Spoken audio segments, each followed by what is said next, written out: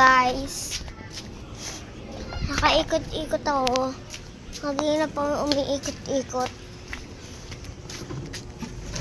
Ay, nakakapagod. May jowa ko dito sa katabi ko. Hindi lang yan. Ito lang. Ito lang yung hulog. Hulog lang. Hindi ko sinasadya. Sige na, pasok na tayo sa loob. Siyempre. Ito na.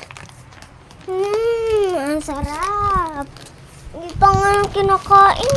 Sarap na agad.